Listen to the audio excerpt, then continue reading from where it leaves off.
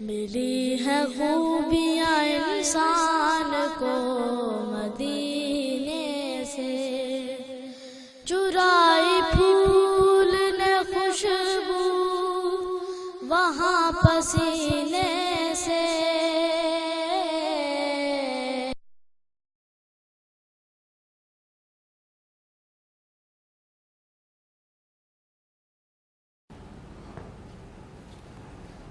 الحمد للہ رب العالمین والصلاة والسلام علی حبیبہ محمد وآلہ وصحبہ اجمعین۔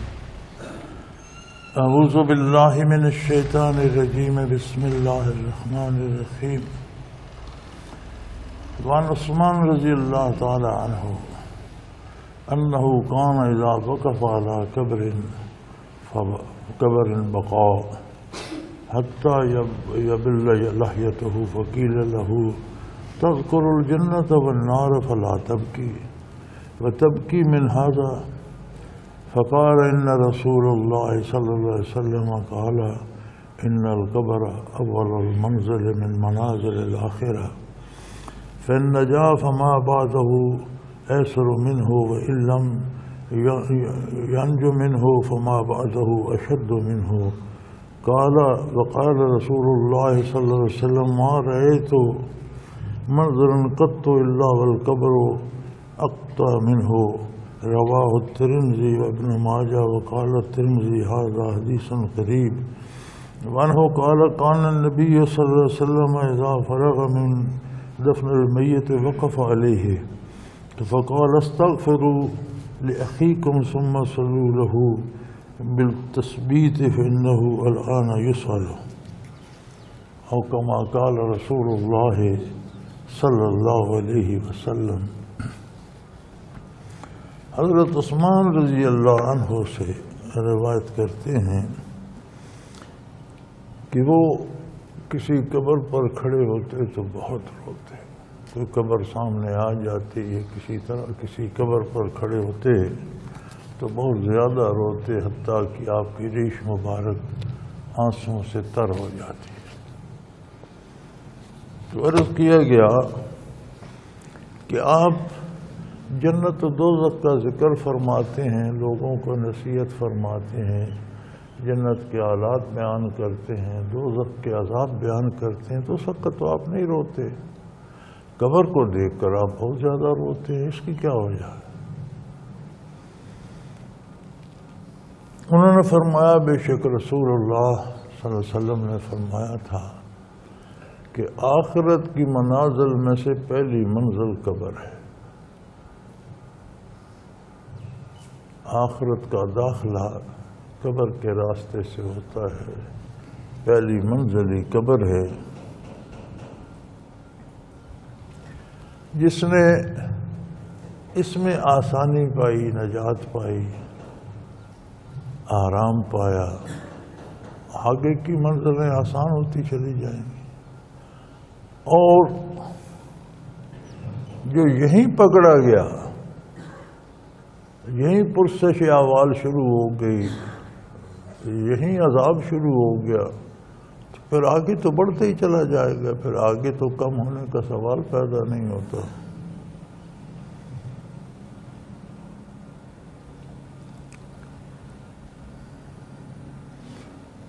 اور یہ بھی فرمایا کہ میں نے قبر سے زیادہ کوئی سخت جگہ نہیں دیکھی، کوئی تکلیف دینے والی، تنگی دینے والی، شدید ترین جگہ میں نے قبر سے زیادہ نہیں دیکھی۔ اسی کے ساتھ دوسری حدیث حضرت عثمان رضی اللہ عنہ سے ہے، وہ فرماتے ہیں کہ نبی صلی اللہ علیہ وسلم جب میت دفن کرنے سے فارغ ہوتے، کتنے خوش نصیب لوگ تھے جن کے جنازے خود رسول اللہ صلی اللہ علیہ وسلم پڑھاتے، اپنے سامنے انہیں لحد میں اترواتے، مٹی ڈلواتے۔ سنت طریقہ کیا تھا؟ جب دفن سے فارغ ہوتے تو حضور وہاں رک جاتے کچھ دیر،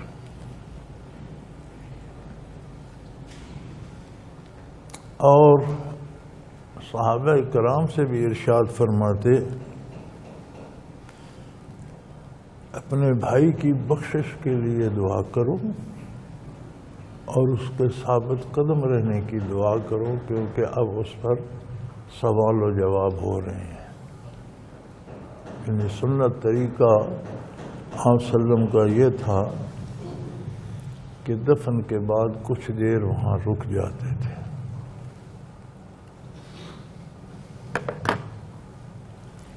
یہ عظیم لوگ تھے صحابہ کرام،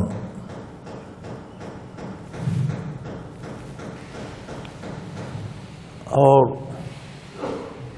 شاہ ولی اللہ رحمۃ اللہ تعالی علیہ تو لکھتے ہیں کہ یہ صحابہ کرام اللہ کی وہ مخلوق ہے جو اللہ کریم نے اپنے حبیب صلی اللہ علیہ وسلم کی رفاقت کے لیے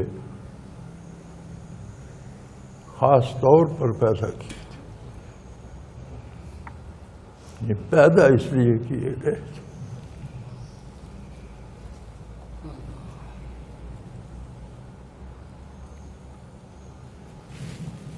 دین کے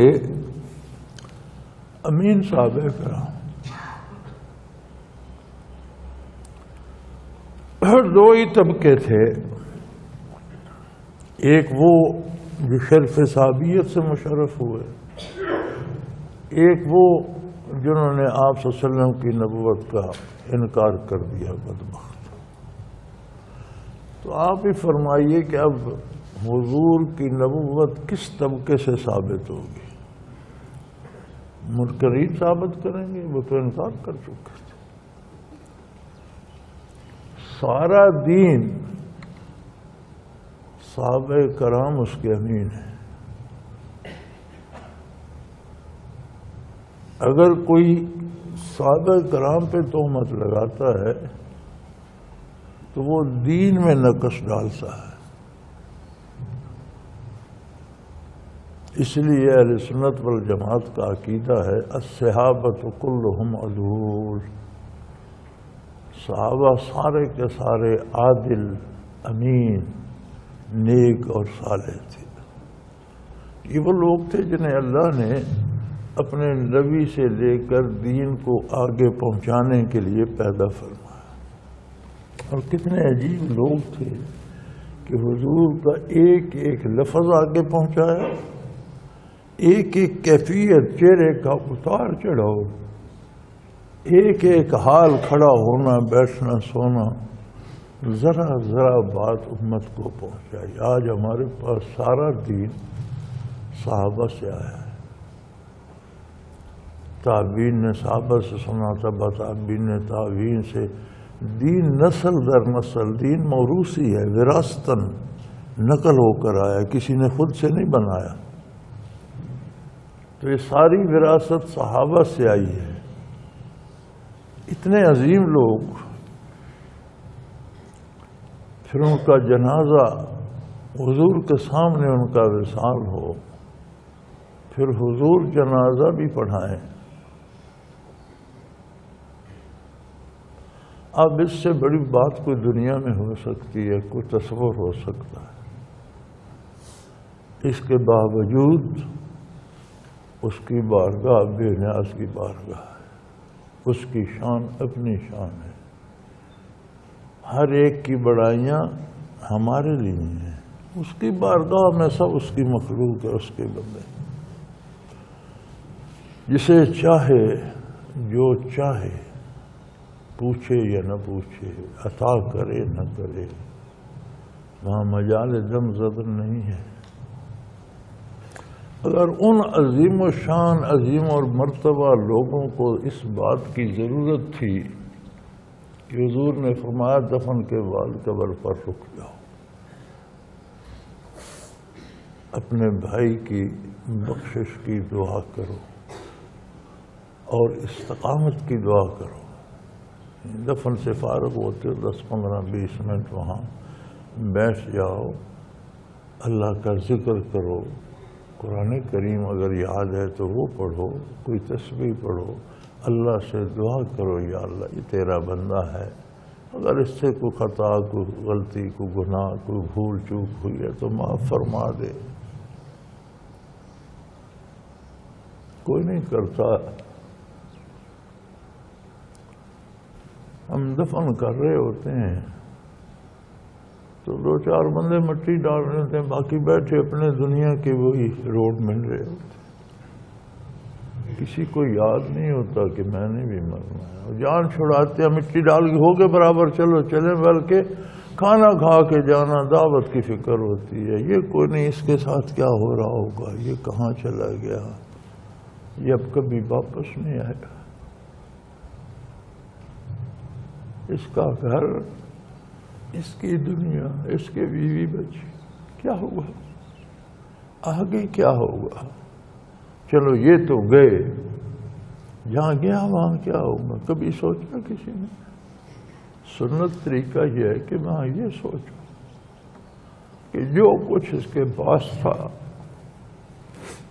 حکومت تھی یا اقتدار تھا، دولت تھی یا جائیداد تھی، گھر تھے یا گاڑیاں تھیں، زمینیں تھیں، بچے تھے، بیویاں تھیں، بہن بھائی تھے، دوست تھے، سب رہ گیا۔ اس کے پاس تو آج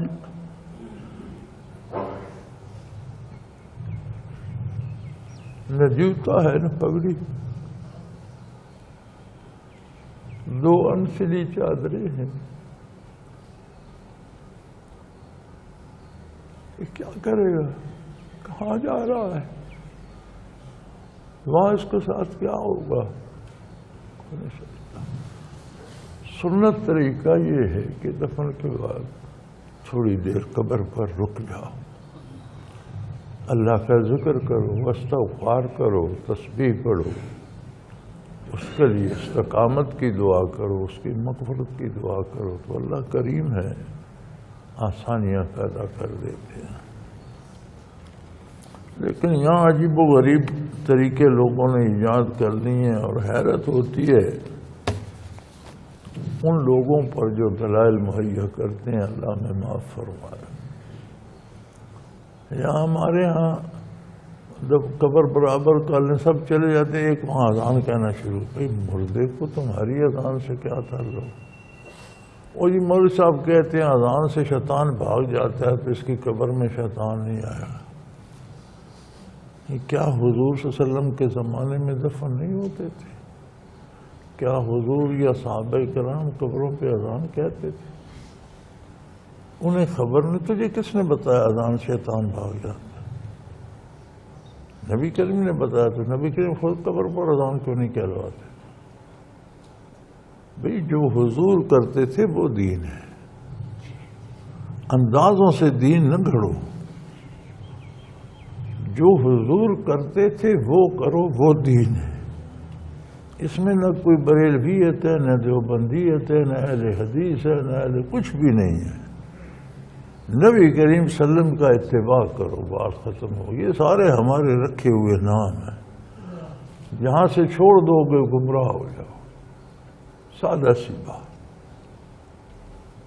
میں کل دیکھ رہا تھا یہ مصباح شریف کی شرح ایک بزرگ نے لکھی ہے، مختلف علماء کی آراء دیکھتا رہتا ہوں میں، انہوں نے بہت سی چیزیں پہلے جمع کر دی ہیں۔ اب وہ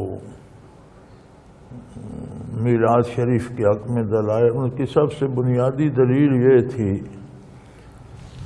کہ ابو لہب کو کسی نے دوزخ میں دیکھا۔ عموماً صحابہ کرام کے جو مشاہدات اور مکاشفات ہیں وہ اسے خواب کے طور پر بیان کر دیتے ہیں، یا لکھنے والے اسے خواب لکھ دیتے ہیں۔ تو انہوں نے اس سے پوچھا بھئی کیا حال ہے؟ اس نے کہا حال پوچھنے بتانے سے بہت برا ہے، نہ میں بتا سکتا ہوں نہ آپ سمجھ سکتے، لیکن ایک بات ہے کہ جس دن نبی کریم صلی اللہ علیہ وسلم پیدا ہوئے تھے تو میری ایک کنیز نے مجھے آ کے بتایا تھا کہ تمہارے بھائی تو دنیا سے رخصت ہو چکے، لیکن ان کے ہاں بیٹا تمہارا بھتیجا پیدا ہوا، ان کا جانشین دنیا میں آ گیا ہے، تو میں نے اسے ہاتھ کے اشارے کہ جو تم آزاد ہو، اس کے انعام کے طور پر۔ تو جب وہ دن آتا ہے تو اسی طرح کوئی انگلیوں سے اس طرح چھٹا لگاتا ہے پانی کا، تو مجھے ایک آدھ سانس سکون کا آ جاتا، ورنہ تو آگ ہی آگ ہے، اوپر نیچے دائیں بائیں ہر طرف۔ اب یہ دلیل ہے کہ میلاد شریف منایا جائے، کیا یہ دلیل حضور کے زمانے کے بعد ہے؟ ابو لہب تو مر گیا تھا، اور یہ حدیث تو حضور کے زمانے کی ہے۔ کیا اس سے حضور نے میلاد منانے کا حکم دیا؟ کیا صحابہ کرام نے اس حدیث کو دلیل بنا کر یہ میلاد منایا؟ تو پھر آج یہ کیسے دلیل ہو گئی؟ دلیل کا بھی معیار یہ ہے کہ جو دلیل آپ لے رہے ہیں، کیا اس دلیل کا سہارا صحابہ کرام نے لیا؟ نہیں لیا تو پھر وہ اس بات کی دلیل نہیں ہے جو آپ کر رہے ہیں، کیونکہ دین الیوم اکملت لکم دینکم حضور اکرم صلی اللہ علیہ وسلم کی حیات طیبہ میں مکمل ہو گیا۔ دین وہی ہے جو حضور کے سامنے ہوتا تھا، اور جو نہیں ہوتا تھا وہ دین نہیں۔ کہیں سے کوئی دور کی کوڑی لانے کی کوئی ضرورت نہیں۔ دین اللہ کی رضامندی کے لیے ہے، آخرت کے لیے ہے، دنیا کو بھی سنوارنے کے لیے ہے۔ دین ہیلے کر کے پیسے جمع کرنے، حلوے ماڑے کھانے کے لیے نہیں۔ اللہ ہمیں ہدایت دے اور سمجھنے کی توفیق عطا فرمائے اور حق پر قائم رکھے۔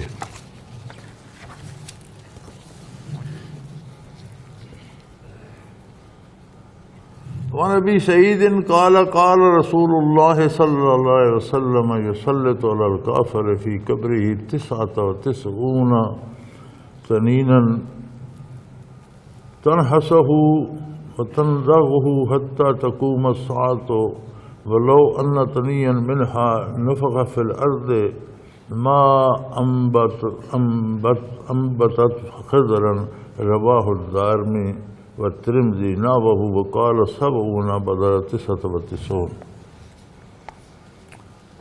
ابی سعید رضی اللہ تعالی عنہ سے روایت ہے، رسول اللہ صلی اللہ علیہ وسلم نے فرمایا کہ کافر کی قبر میں اس پر 100 اژدہے چھوڑ دیے جاتے، جو ایمان سے خالی مرتا ہے برزخ میں اس پر 100 اژدہے مسلط کر دیے جاتے ہیں،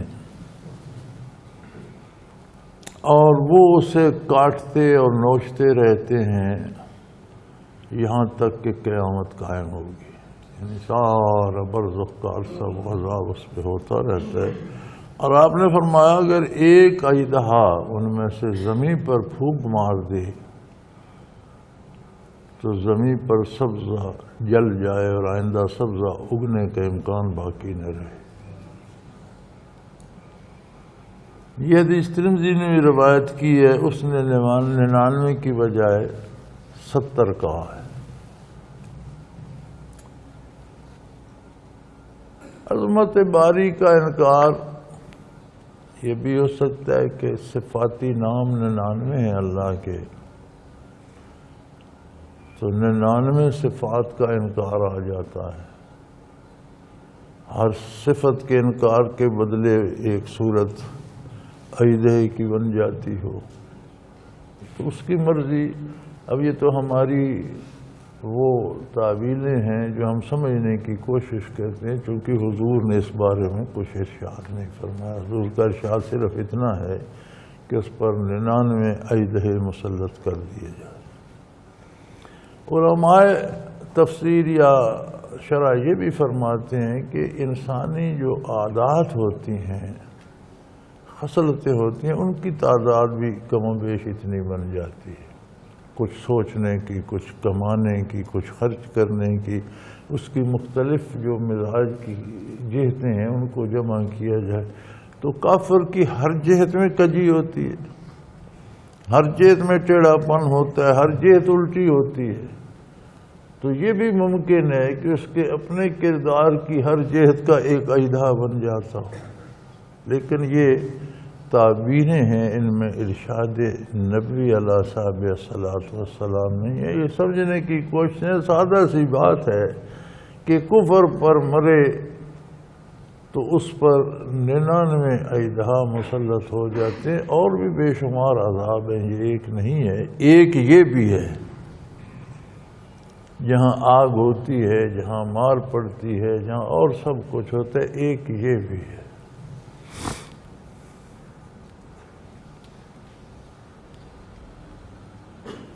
اور ترمذی نے 99 کی بجائے 70 کہا ہے۔ 70 میں پہلے بھی عرض کر چکا ہوں کہ عربی میں بہت سی بات کہنا ہو تو 70 کے جیسے ہم کہہ دیتے ہیں یہ بات میں نے ہزاروں دفعہ سنی، اب کی گنا تو نہیں ہوتا کہ ہزاروں، مطلب یہ ہوتا ہے کہ بہت دفعہ سنی ہے۔ تو عربی میں کہنا ہو کہ بہت سے ہوتے ہیں تو 70 کہہ دیتے ہیں، لیکن حدیث میں حضور نے تعیین فرمائی کہ ایک کم 100 ہوتے ہیں۔ یہ بھی ہو سکتا ہے کہ صفات الہی کے انکار کا ہو، اور یہ بھی ہو سکتا ہے کہ اس کے اپنے کردار کی 99 جہتیں ہوں، لیکن بندے کو یہ یاد رکھنا چاہیے کہ جو بھی ہم سوچتے ہیں اللہ بڑا کریم ہے۔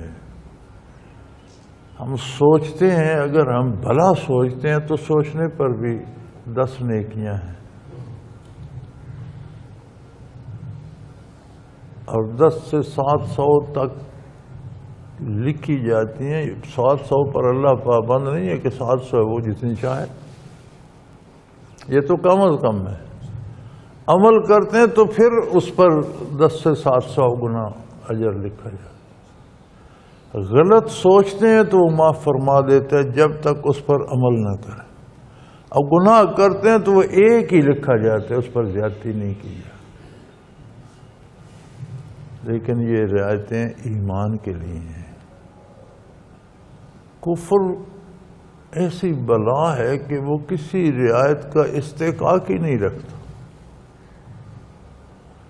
کفر ایسی مصیبت ہے کہ اس میں کسی رعایت کا کوئی تصور ہی نہیں ہوتا، اس لیے اس کی ہر جہت ایک مصیبت بن جاتی ہے۔ اس کے لیے اللہ کریم اس مصیبت سے معاف فرمائے۔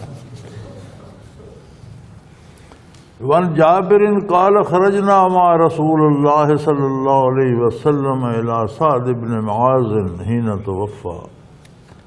اللہ اللہ اللہ، حضرت سعد بن معاذ بہت عظیم، بہت جلیل القدر اور حضور کے بڑے پسندیدہ خادم، بہت محبوب تھے حضور کو، بہت عظیم انسان تھے۔ حضرت جابر رضی اللہ عنہ بیان کرتے ہیں کہ جب ان کے وصال ہوا تو ہم بھی نبی کریم صلی اللہ علیہ وسلم کے ہمراہ تھے۔ رسول اللہ صلی اللہ علیہ وسلم ان کے پاس تشریف لے گئے۔ فلما صلی علیہ رسول اللہ علیہ وسلم، اور جب آپ نے ان کا جنازہ پڑھایا، وضع فی قبرہ، انہیں قبر میں اتارا گیا، وصوی علیہ، قبر پر مٹی برابر کر دی گئی، قبر بنا دی گئی۔ صبح رسول اللہ صلی اللہ علیہ وسلم صبحنا طویلا، تو بڑی دیر تک نبی کریم صلی اللہ علیہ وسلم تسبیح فرماتے رہے، ہم بھی سب تسبیح کرتے رہے۔ خاموشی چھا گئی، نبی کریم صلی اللہ علیہ وسلم بھی خاموش ہیں، قبر پر کھڑے ہیں، تسبیح فرما رہے ہیں، ہم بھی سب تسبیح کرتے رہے۔ ثم کبر، کافی دیر بعد حضور نے اللہ اکبر فرمایا، فکبرنا، ہم سب نے بھی کہا اللہ اکبر۔ یہ عجیب لوگ تھے، یہ وجہ یہ علم نہیں پوچھتے تھے، یہ دیکھتے تھے حضور نے کیا کیا وہ کرنا ہے، بات ختم۔ کرنے کے بعد پوچھا کہ یا رسول اللہ عجیب بات ہے، آج آپ نے نسبتاً طویل تسبیح بھی فرمائی اور پھر تکبیر بھی فرمائی، باقی جنازوں میں تو آپ ایسا نہیں کرتے۔ فقیل یا رسول اللہ لم سبحت ثم کبرت، آپ نے اتنی لمبی تسبیح فرمائی پھر تکبیر بھی فرمائی۔ قال لقد ضاق على هذا العبد الصالح قبره، آپ نے فرمایا اللہ کے اس نیک بندے پر، یہ نبی کریم فرما رہے ہیں عبد الصالح، اللہ کے اس نیک بندے پر قبر تنگ ہو گئی تھی۔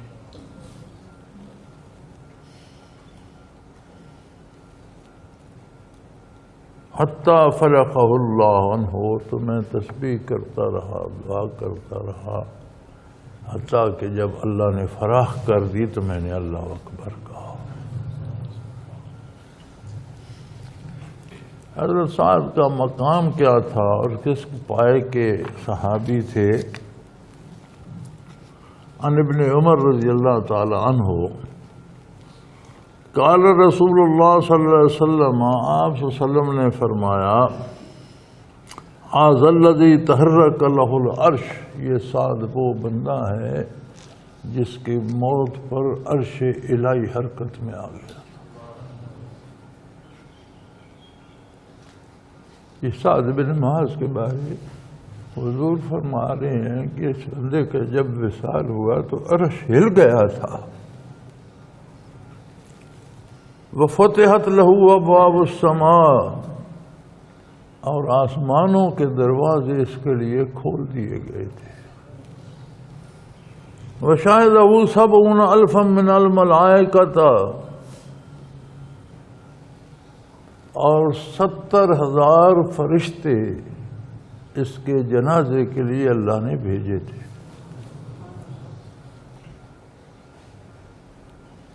خود رسول اللہ صلی اللہ علیہ وسلم فرما رہے ہیں کہ سعد بن معاذ وہ بندہ ہے جب اس کا وصال ہوا تو عرش ہل گیا۔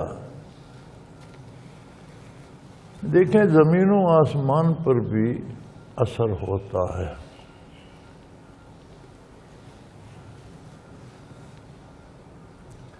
قرآن کریم میں آتا ہے جب فرعون اور آل فرعون ساری قوم غرق ہوگی تو ارشاد باری ہے لا تبکی علیہ السماء والارض، اس پر نہ آسمان رویا نہ زمین روئی۔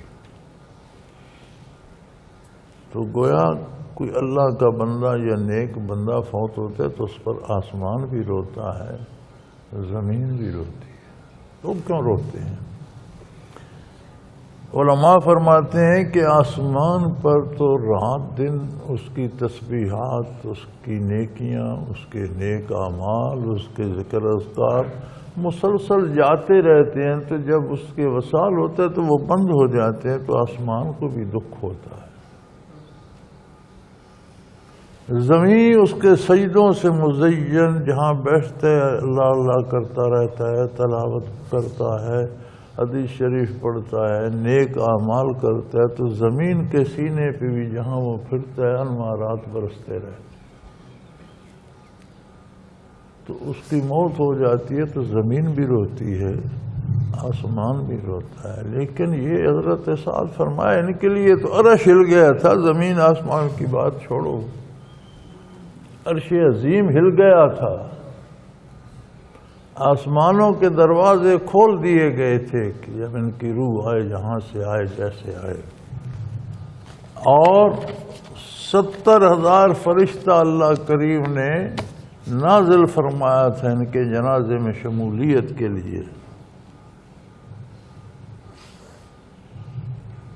لقد ضم ضمۃ ثم فرجان، لیکن قبر نے بھیج ڈالا، اگرچہ بعد میں فراخ کر دی۔ اس سب کے باوجود قبر نے اپنا حساب لے لیا، اس نے بھیج ڈالا۔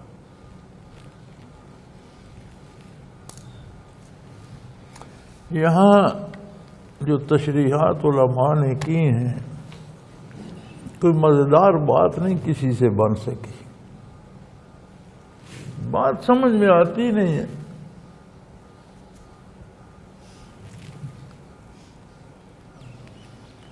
یہاں تو اہل غیری کی قبروں پہ مقبرے بنے ہوئے ہیں اور ان سے مرادیں مانگی جا رہی ہیں، انہوں نے خدائی اختیار ان میں مانے جا رہے ہیں، اور وہاں اتنا عظیم القدر انسان جس کی گواہی حضور دے رہے ہیں کہ اس کے وصال پر عرش عظیم ہل گیا تھا، آسمانوں کے دروازے کھول دیے گئے، 70,000 فرشتے اللہ نے آسمانوں سے بھیجے جنازے میں شرکت کے لیے۔ ہم تو کہتے ہیں نا حضور کا ارشاد ہے 40 مسلمان جنازہ پڑھے نجات ہو جاتی ہے۔ جنازہ پڑھانے والے رسول اللہ صلی اللہ علیہ وسلم، پڑھنے والے صحابہ کرام، 70,000 فرشتے اللہ کے، فرمایا قبر میں اتارا تو اس نے بھیج ڈالا۔ نبی کریم خود قبر پہ موجود ہیں، تسبیحات کر رہے ہیں، ذکر کر رہے ہیں، توجہ فرما رہے ہیں۔ اب اس کو کوئی کیا سمجھے؟ ایک ہی بات سمجھ میں آتی ہے کہ وہ مالک ہے، بے نیاز ہے، اس کی بارگاہ میں بندے سارے بندے ہیں، وہ بخش دے تو بڑی سے بڑی خطا بخش دے، گرفت کر لے تو چھوٹے سے چھوٹے خیال کر بھی کر لے تو وہ قادر ہے، کوئی اس پر اعتراض نہیں کر سکتا۔ کوئی دم مارنے کی مجال نہیں ہے، اور کسی کو اس بات پہ گھمنڈ نہیں کرنا چاہیے کہ میں نے بڑے نمازیں رکھے ہو، بڑی نمازیں پڑھی، بڑی تسبیح، میں بڑا پارسا ہوں۔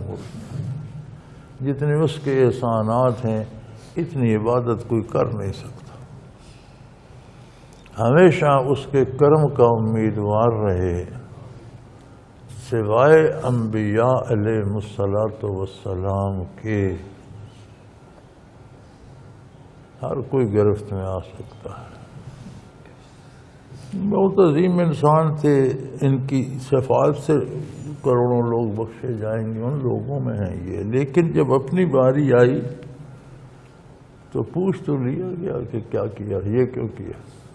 دیکھیں نا موسیٰ علیہ السلام نے شوق ملاقات میں بات تو کی، اب اللہ سے جب ہم کلام ہونے کا شرف حاصل ہوا، جب اللہ کا کلام براہ راست سنا تو کتنی اس میں شیرینی ہوگی، کتنی لذت ہوگی، کیا کیفیت ہوگی۔ بھئی لوگ ایک گویے کی آواز سنتے ہیں اور دیوانے ہو جاتے ہیں، تو اللہ کے جس نبی نے براہ راست اللہ کریم کی بات سنی، اس میں کتنی لذت، کتنا سحر، کتنی آسودگی، کیا کیفیت ہوگی۔ تو بے اختیار ان کے دل میں آیا کہ دیکھا بھی کہ اگر دیدار بھی ہو جائے تو کیا بات۔ وہ جب لذت آئی مسحور ہوئے، رب ارنی انظر الیک، یا اللہ پردہ ہٹا دے، میں دیدار سے مشرف ہونا چاہتا۔ اب یار یہ کوئی گناہ تو نہیں تھا، ایک بے قراری تھی، اور وہ بھی لقائے الہی کی۔ اللہ کو بات پسند نہیں آئی، تو کون ہوتا ہے؟ فرمایا لن ترانی، تجھ میں یہ جرأت نہیں ہے، تو مجھے نہیں دیکھ سکتا۔ دیکھ پہاڑ کا حشر کیا ہوتا ہے۔ فلما تجلی ربہ للجبل خر موسیٰ صعقا، کوئی ذرا سی تجلی پہاڑ کی طرف فرمائی، پہاڑ کے پرخ چڑھا، موسیٰ علیہ السلام بے ہوش ہو کر گر گئے۔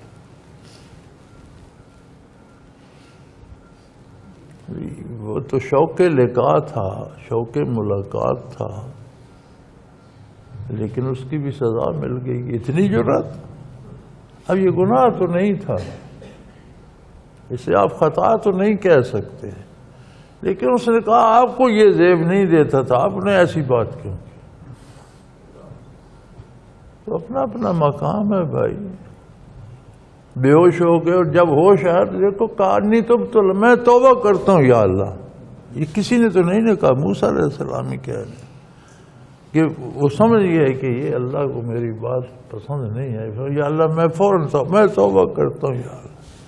تو موسیٰ خود آتا ہے تو ہم نے آپ کو رسالت دی، نبوت دی، شرف ہم کلامی کو جو دیا ہے اسے قابو رکھ، وَكُن مِّنَ الشَّاكِرِينَ، اور اس پر میرا شکر ادا کر، کیونکہ جو کچھ تیرے پاس ہے وہ میری عطا ہے، تیرا حق نہیں ہے۔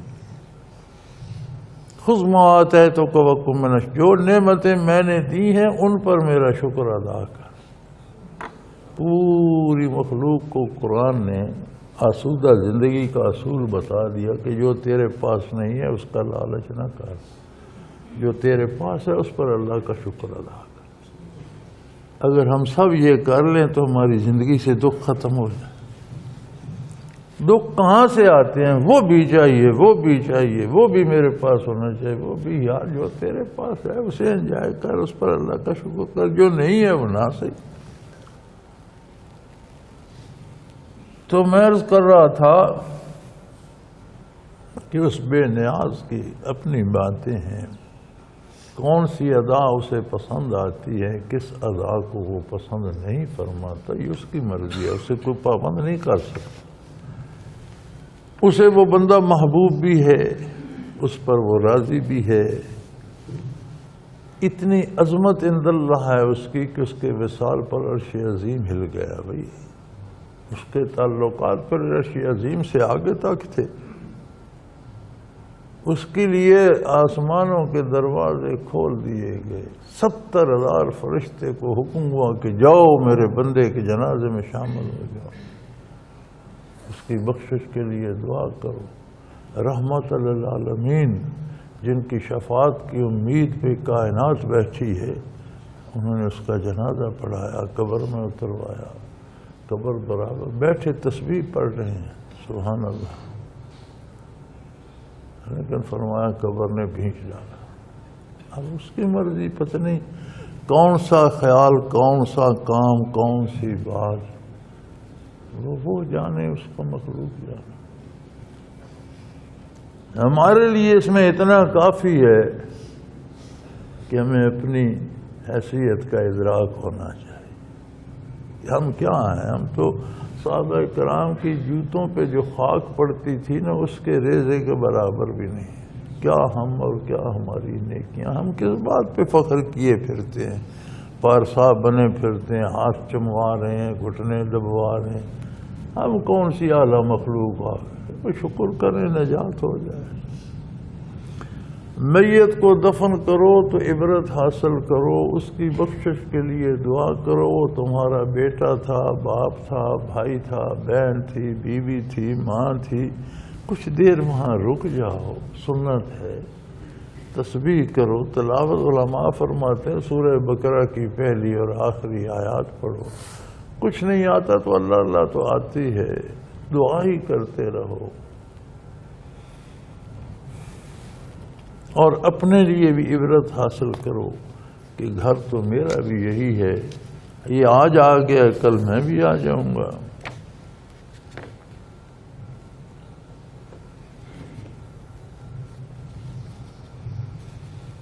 اللہ اللہ اللہ۔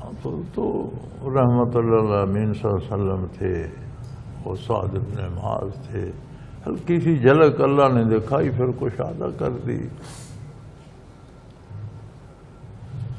اللہ معاف فرمائے، ہمارے پاس تو نہ وہ زمانہ ہے، نہ وہ امام الانبیاء ہیں، نہ وہ دعا کرنے والے صحابہ ہیں، نہ جنازہ پڑھنے والے فرشتے۔ ہم تو یہی ہم ہیں اور ہمارے جیسے ہی لوگ ہیں۔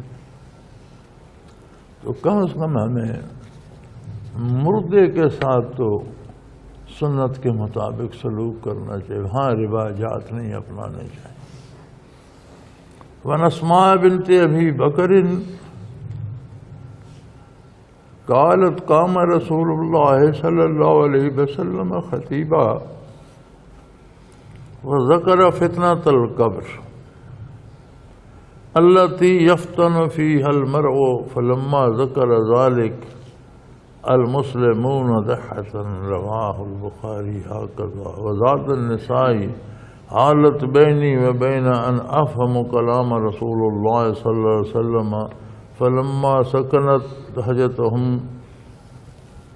قلت لرجل کریم منی یبارک اللہ فیک ماذا قال رسول اللہ صلی اللہ علیہ وسلم فی آخر قوله قال قد اوحی الی انکم تفتنون فی القبور قریبا من الفتنة الدجال.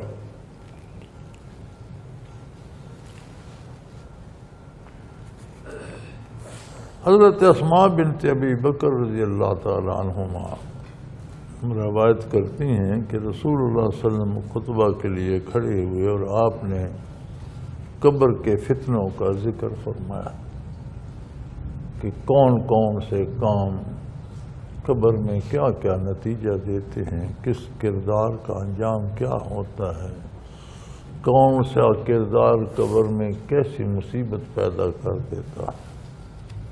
آپ صلی اللہ علیہ وسلم نے وہ ذکر فرمایا اور مسلمان چیخ چیخ کر رونے لگے.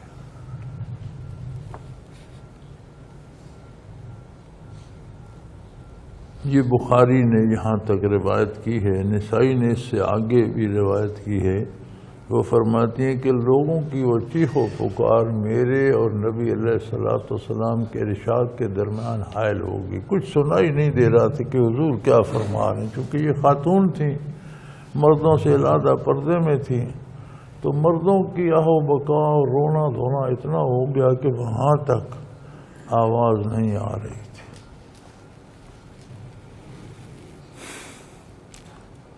فرماتی ہیں میں سمجھ نہ سکی، جب یہ چلانا رک گیا تو میرے قریب جو شخص تھا میں نے اسے کہا کہ اللہ تجھ میں برکت دے، مجھے یہ بتاؤ کہ رسول اللہ صلی اللہ علیہ وسلم نے آخر میں کیا فرمایا تھا. جب لوگوں نے شور کر دیا تو میں تو سن نہیں سکی.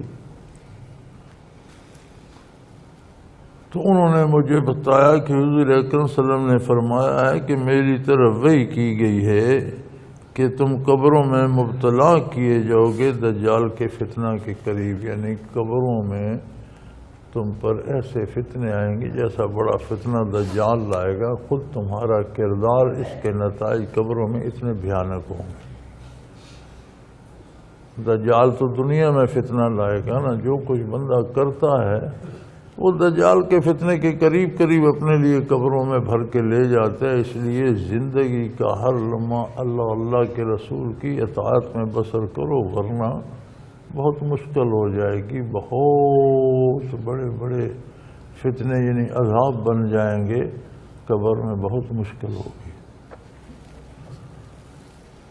اب یہ باتیں ان کی کیا شرح کی جائے؟ اس کی وجہ یہ ہے کہ آج دور ہے ہر بندہ خود کو دانا اور عقل مند سمجھتا ہے، اور ہر بات ہم دماغ سے اور عقل سے سمجھنا چاہتے ہیں. ہم جتنے سوال بصورت اعتراض کرتے ہیں، نام سوال ہوتا ہے اعتراض ہے، وہ سارے عقل کے پیدا کردہ ہوتے ہیں. کبھی آپ نے یہ سوچا کہ اگر دین عقل سے اور عقل مندوں کی رائے سے سمجھ میں آتا تو نبی کیوں مبعوث؟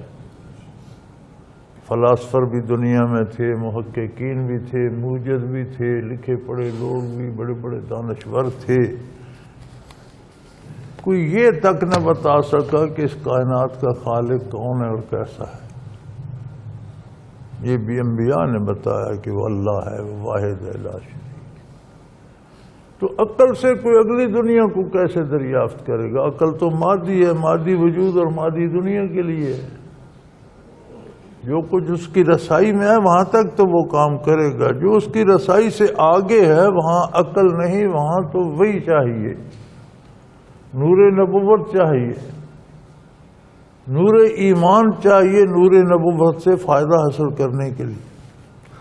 تو جہاں نور ایمان ہوگا وہاں ارشاد نبوت پر یقین بھی ہوگا.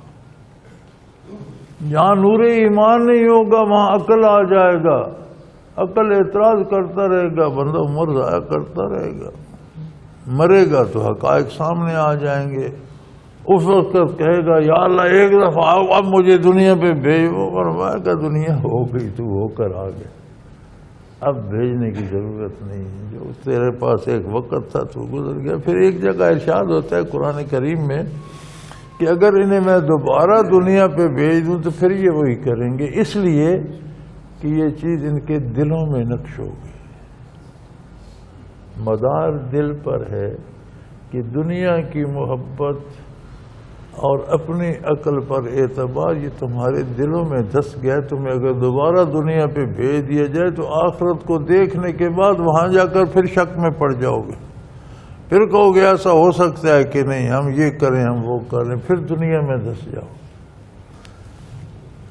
تو لہذا دل کی تعمیر، دل کی صفائی، دل کا سکون، دل کا اطمینان سب سے زیادہ ضروری ہے، جس کی طرف سب سے کم توجہ دی جاتی ہے۔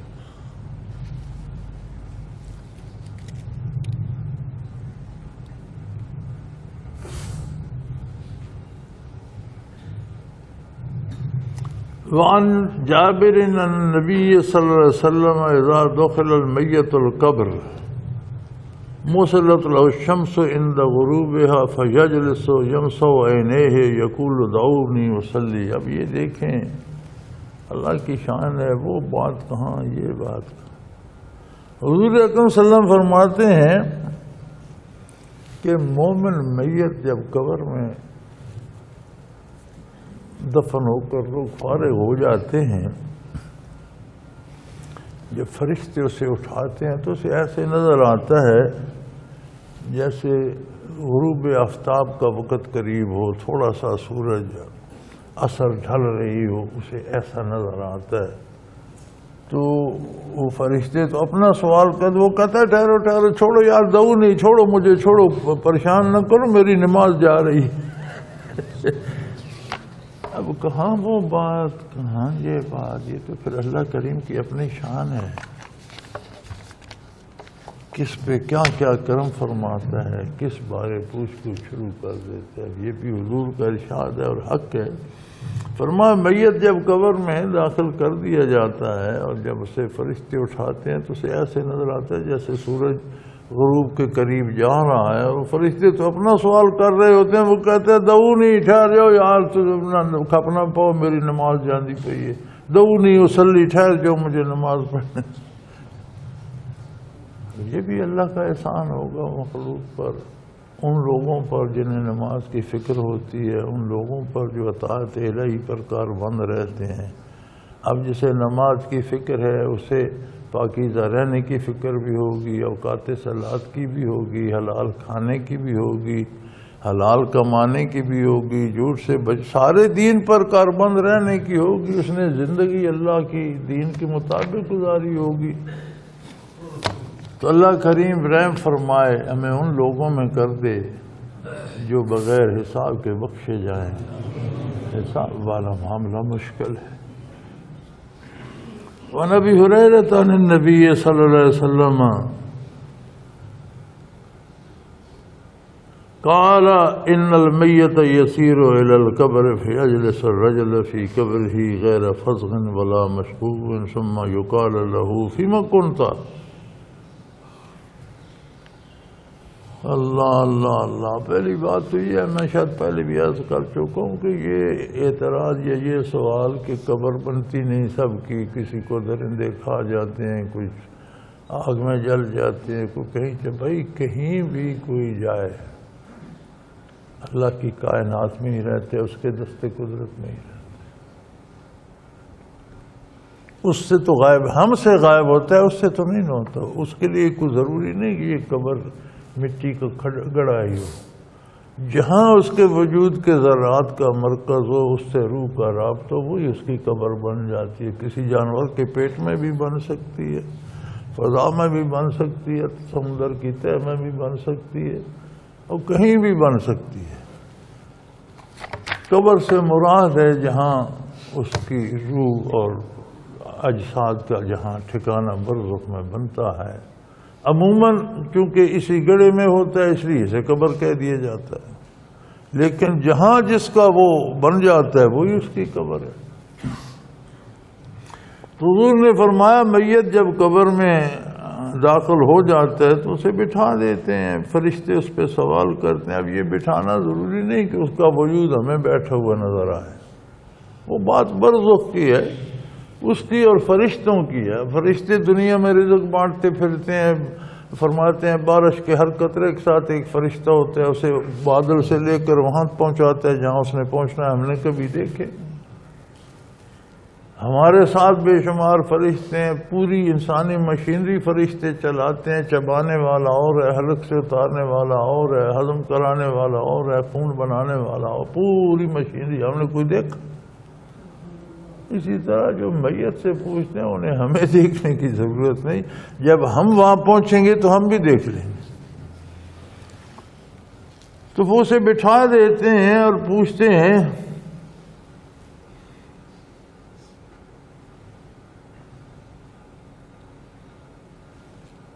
تو وہ اٹھ کے بیٹھ جاتے ہیں۔ وہ کوئی گھبرایا ہوا نہیں ہوتا، نہ اسے کوئی خوف ہوتا ہے۔ یہ قوت ہے ایمان کی۔ بندہ مومن جب قبر میں جاتا ہے تو تنہا ہوتا ہے، فرشتے سیاہ رنگ، نیلی آنکھیں، بڑے ڈرونے منکر نکیر آ جاتے ہیں۔ تو وہ نہیں ڈرتا نہ گھبراتے، اٹھ کے بیٹھ جاتا ہے۔ کہتے ہیں فیما کنتا، کیا کرتے رہے دنیا میں، تم کہاں تھے، کیا تھا، تم کس جگہ رہے، کیا کرتے؟ فیما، وہاں عمر بسر کی۔ فیقول تو کن تو پھر اسلام، وہ کہتا ہے میں اسلام میں تھا بھائی، جہاں بھی تھا میں مسلمان تھا، میں حضور کا خادم ہوں، میں اللہ کا بندہ ہوں، اللہ کی کائنات تھی، میں جہاں بھی تھا اپنے اللہ کی اطاعت میں تھا، اپنے نبی کے اتباع میں تھا۔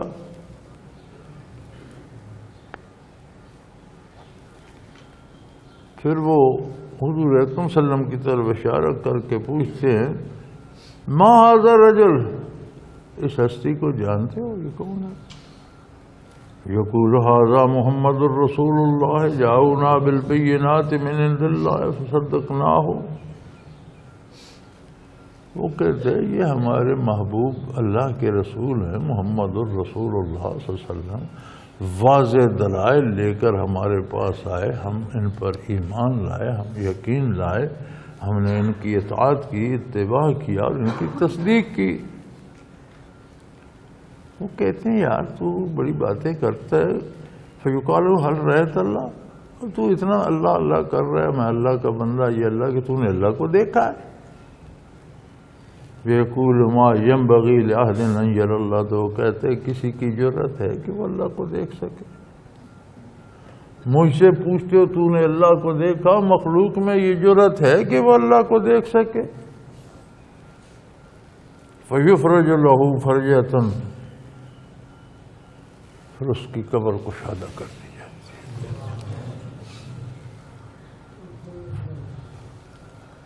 فیفرج لہ فرجۃ قبل النار، ایک روزن کھول دیا جاتا ہے دوزخ کی طرف، اور اسے کہتے ہیں فلینظر، دیکھو یہ کیا ہے۔ تو دوزخ کو دیکھتے تو آپس میں ایک دوسرے کو دوزخ کے ٹکڑے کھا رہے، توڑ رہے ہوتے ہیں، آپس میں بھی ایک دوسرے کو تباہ کر رہے ہوتے ہیں۔ تب ان کے درمیان کوئی دوسرا آئے گا تو اس کا کیا حشر ہوگا؟ یقال لہ، پھر اسے کہا جاتا ہے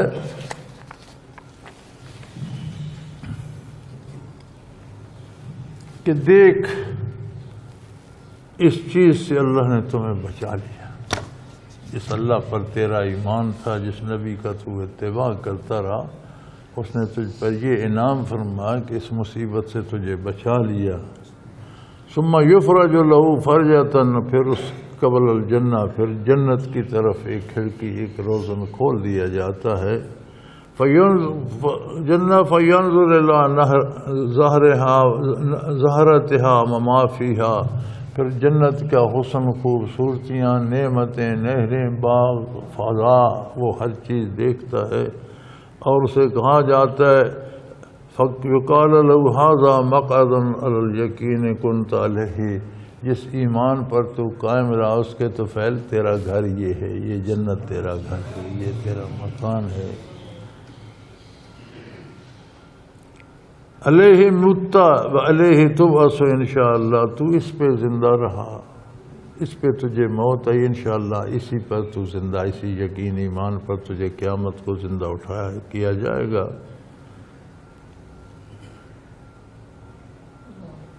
اور وَيَجْلِسُ الرَّجُلُ السُّوءَ فِي قَبْرِهِ فَزِعَ مَشْغُوبًا، اور برے آدمی کو قبر میں جب فرشتے آتے ہیں تو ایک تو وہ ڈرا سہما ہوا ہوتا ہے، پھر شور و غل چیخ چلا رہا ہوتا ہے، مارے گئے، یہ کیا ہو گیا، کہاں پھنس گئے۔ تو اس سے پوچھا جاتا ہے فَيُقَالُ لَهُ فِيمَ كُنْتَ، اس سے فرشتے کہتے ہیں میں سنا ہو تم نے کہاں عمر بسر کی، فِيمَ كُنْتَ، کیا کرتے رہے ہو، کیا لائے ہو، کہاں عمر گزاری، 60 70 80 100 سال کہاں پھرتے رہے، کیا کیا۔ وہ کہتا ہے سمعت الناس یقولون، فَيُقَالُ لَهُ فِيمَ كُنْتَ يَقُولُ لَا أَدْرِي، وہ کہتا ہے یار مجھے کوئی خبر نہیں، میں وقت گزار کے آ گیا، پتہ نہیں کہاں کہاں رہا، کیا کیا کھایا، کیا کیا کیا، کوئی پتہ نہیں، یہ مجھ پر ایسی مصیبت پڑی مجھے کچھ یاد ہی نہیں ہے، چلا رہا ہے، چیخ رہا ہے، مجھے کوئی پتہ نہیں کیا ہوا، کہیں نہیں ہوا۔ وہ کہتے ہیں حضور اکرم صلی اللہ علیہ وسلم کی طرف اشارہ کر کے کہتے ہیں فَيُقَالُ لَهُ مَا هَذَا الرَّجُلُ، جانتے ہو یہ ہستی کون ہے؟ فَيَقُولُ سَمِعْتُ النَّاسَ يَقُولُونَ قَوْلًا فَقُلْتُ، وہ کہتے ہیں یار لوگ کچھ کہتے تھے میں نے بھی سنا، میں بھی ایسے ہی کہہ دیتا تھا، میں نہیں جانتا کون ہے کون نہیں، نہ مجھے کوئی نظر آ رہا ہے، نہ میں کوئی دیکھ رہا ہوں، نہ مجھے کوئی پتہ چل رہا ہے۔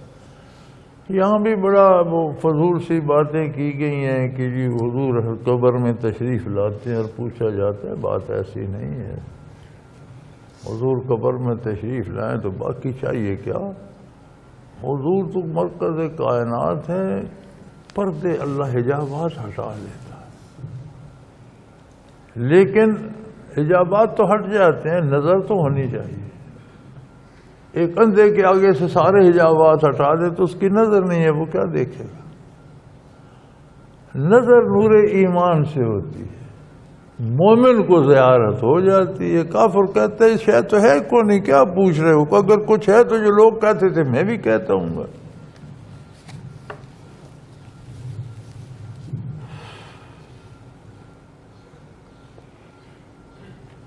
فَيُفْرَجُ لَهُ فَرْجَةٌ قبل الجنہ، اس کے لیے جنت کی طرف ایک کھڑکی کھول دی جاتی، فَيَنْظُرُ إِلَىٰ زَهْرَتِهَا وَمَا فِيهَا، پھر وہ اس کی خوبصورتی، حسن اور جو کچھ نعمتیں اس میں ہیں وہ دیکھتا ہے۔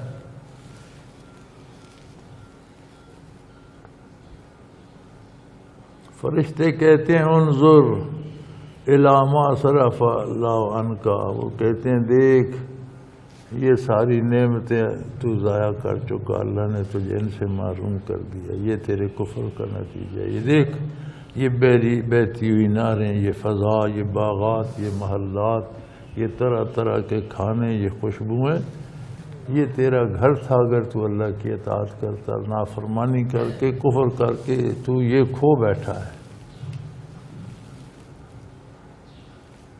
ثم یفرج له فرجة إلى النار، پھر اس کے ایک دروازہ آگ کی طرف، جہنم کی طرف کھول دیا جاتا ہے۔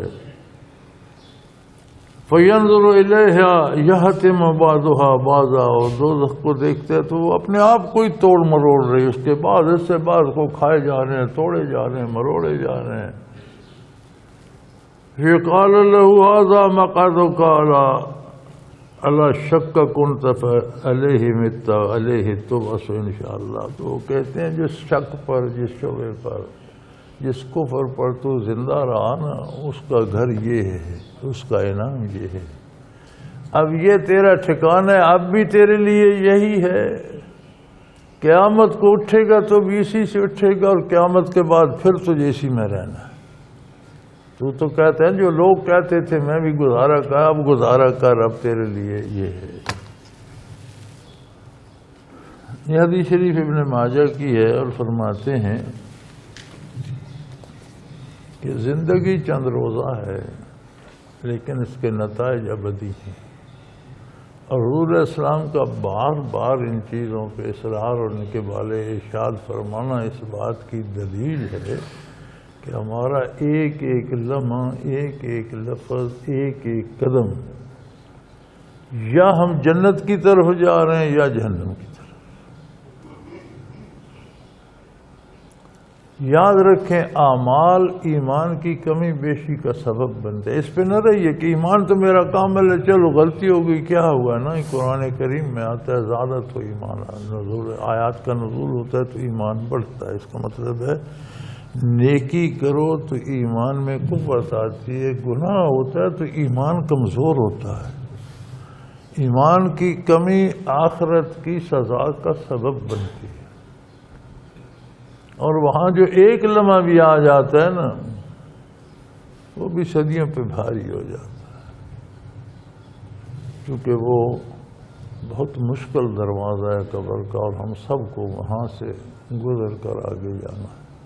راستہ ہی وہی ہے، دو باتوں سے مفر نہیں، ہر ایک کو جہنم کے اوپر سے گزرنا ہے۔ منکم الا واردھا، کوئی ایسا بندہ نہیں جو دوزخ کے اوپر سے گزر کر جنت نہیں جائے گا، سارے اہل نجات بھی پل صراط سے گزر کر جائیں گے۔ وہاں بھی نور ایمان اور کردار ہی لے کے جائے گا۔ حدیث شریف میں ملتا ہے بعض بجلی کے کوندے کی طرح لپک کر گزر جائیں گے، بعض ہوا کی رفتار سے گزر جائیں گے، بعض سواری کی رفتار سے گزر جائیں گے، بعض دوڑتے ہوئے گزر جائیں گے، بعض پیدل کی رفتار، بعض گرتے پڑتے گزر جائیں گے، بعض دو چار قدم چلنے کے بعد جہاں اعمال ختم ہو کے گر جائیں گے نیچے، پھر جہنم کی وادی ہے، اسے چل چل کے پار کرتے رہے، پتہ نہیں کب پہنچیں گے۔ تھوڑا بہت بھی نہیں، جن میں نور ایمان ہو کر نہیں انہیں تو پل صراط پہ جانے کی ضرورت نہیں، سیدھی جہنم جھونک دیے جائیں۔ نور ایمان اور مومن جائے گا پل صراط پر۔ اب وہاں پل صراط پر آگے اعمال کی بات آ گئی، انبیاء، صحابہ، صلحاء بجلی کی طرح گزر جائیں، کوندے کی طرح لپک جائیں۔ حضور کے ارشادات میں یہ بھی ملتا ہے کہ بعض ایسے لوگ ہوں کہ جہنم بھی پناہ مانگے گی، اللہ نے جلدی گزار میری آگ نے بجھا دی،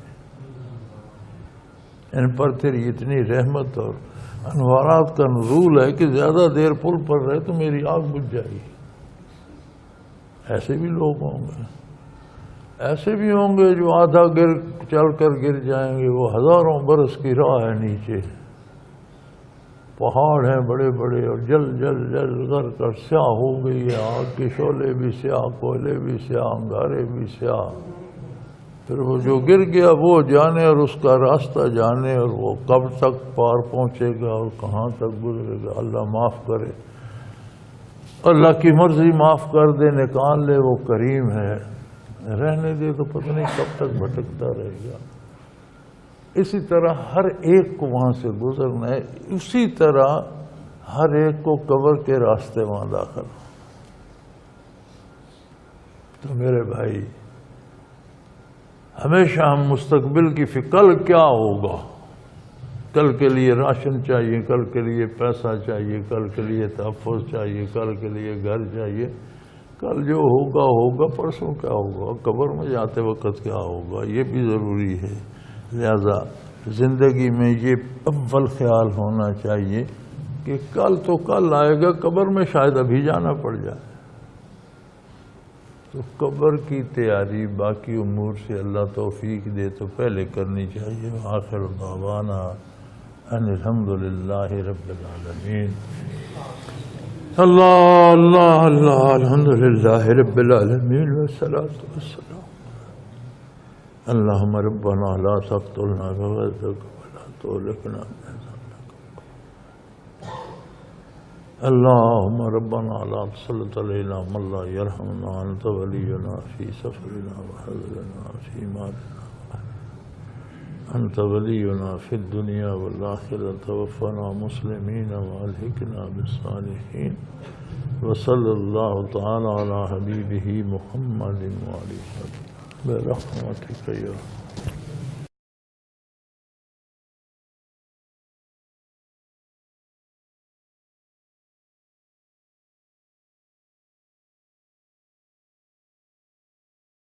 حضرت امیر محمد اکرم آوان مد ذلہ العالی دارالعرفان منارہ ضلع چکوال میں سال ہر سال سے قرآن و حدیث کے اوپر خطابات کر رہے ہیں اور سلسلہ نقشبندیہ اویسیہ کے مطابق لوگوں کو ذکر الہی کی تربیت دے رہے ہیں۔ وہ قرآن پاک کی تفسیر ترتیب وار بیان کر رہے ہیں۔ تفسیر قرآن کو وہ موجودہ ملکی اور بین الاقوامی حالات کے مطابق بیان کرتے ہیں۔ موٹر وے سے کلر کہار کے انٹرچینج سے نکلتے ہوئے کلر کہار کی جھیل سے ہوتے ہوئے میانی، بوچھال اور نور پور سے گزرتے ہوئے دارالعرفان منارہ پہنچ سکتے ہیں۔ حضرت امیر محمد اکرم آوان نے بچیوں اور بچوں کی دینی اور دنیاوی تعلیم کے لیے سقارہ اکیڈمی کے نام سے ایک درسگاہ بھی قائم کی ہے، جس کا افتتاح ملک پاکستان کے صدر جنرل محمد ضیاء الحق نے اپنے دست مبارک سے کیا تھا۔